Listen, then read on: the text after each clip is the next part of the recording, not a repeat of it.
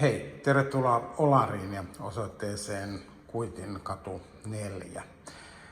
Esittelyssä on 4. kerroksen kulmahuoneisto, tilava kaksio, ja lähdetään tutustumaan siihen tästä sisäänkäynnin luota eteisestä.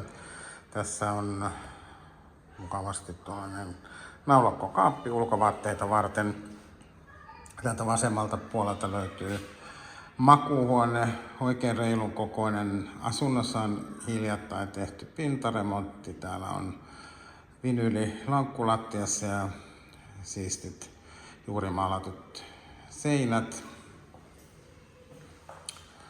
Asunnosta on kivat avarat näkymät.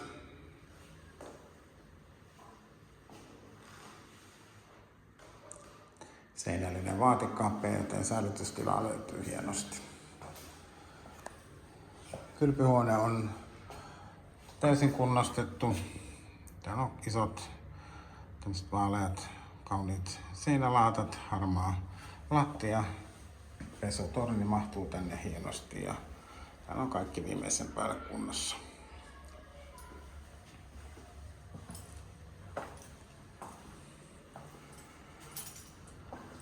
Keittiö on tällainen pitkämaallinen. Täällä on todella paljon kaappitilaa ja työtasoja kotikokin käyttöön. Ja tältä päädystä löytyy paikka isollekin ruokapöydälle.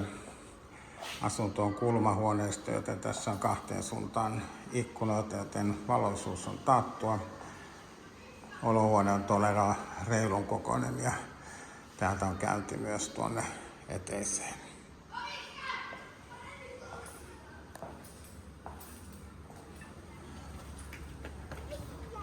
Parvekkeelta on todella avarat, kivat näkymät. Taloyhtiötä on pidetty kunnossa säännöllisin korjauksin. Tässä palvelut ovat ihan lähellä. Tuossa on Prisma ihan nurkan takana. Ison omenan palveluhinkaan ei ole pitkä matka ja bussit kulkevat ihan tuosta läheltä, joten kulkuyhteydet ovat hyvät. Jos kiinnostuit, otahan yhteyttä ja tullaan katsomaan asuntoa paikan päälle.